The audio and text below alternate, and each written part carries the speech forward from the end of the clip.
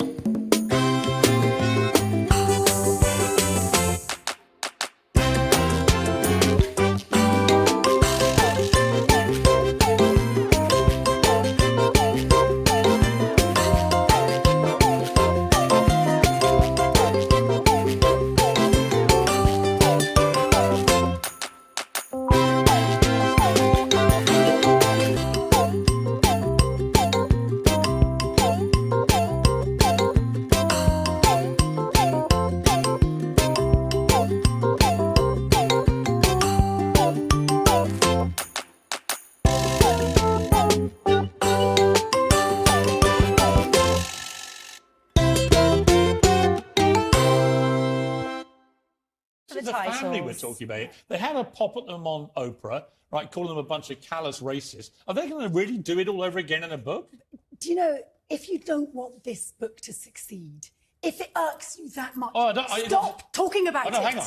So that's what I say to you. It will succeed. It will be a massive #1 bestseller. That's not my argument. He's got to make his money back by getting out there and flogging it. My point is, he is trashing the very institution and the people at the head of it, which have afforded them the titles, which is the only reason anybody cares about. It is an extraordinary gilded cage, which comes with a dump load of privilege and lots of problems. It's a goldfish bowl from day one. Princess Elizabeth grew up in that goldfish bowl. Harry grew up in that goldfish bowl and couldn't really find another girl to go with him who wanted to join him in the Goldfish Bowl, which is why Meghan became his saviour in many respects. Or look at Philip. Look at Philip when he first married Elizabeth. The Queen died one of the most beloved people in the world. Indeed she did. Because she never complained, she never explained, she never whined, she never trashed the monarchy, never trashed her family. She had her ups and downs. These two in California want their royal cake and eat it. They want to make millions trading off their royal status while saying the royal family are god-awful. By the way, my father's awful, the Queen Camilla is awful, the monarchy is disgusting, and they want to make millions doing it. And I believe... And I say they shouldn't be allowed to. I believe, I wish they weren't, but they are,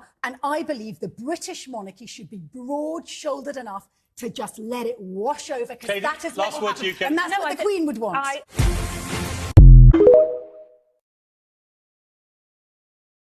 It's the first time little Meghan Markle was on TV, and she was a firecracker even at age 11. I don't think it's right for kids to grow up thinking these things, that just mom does everything. For a social studies assignment way back in elementary school in Los Angeles, Meghan and her classmates were asked to watch some commercials and assess their messages. Recommended by more doctors, pharmacists, and Dr. Mom. It's always mom does this and mom does that. In particular, a commercial for Ivory dishwashing liquid caught her attention because it used the word women. Women are fighting greasy pots and pans. And I said, wait a minute, how could somebody say that? Even back then, Meghan struck everyone with her easy charm and intelligence. Just about 1 out of every 3 commercials is going to say something that's gonna hurt somebody's feelings. So Meghan took pen in hand and wrote a letter to Procter & Gamble. And just look at that penmanship. So I was wondering if you would be able to change your commercial to people all over America. Here's the shocker. The company actually changed the commercial to say people, not women. The gloves are coming off. People are fighting greasy pots and pans with Ivory Clear.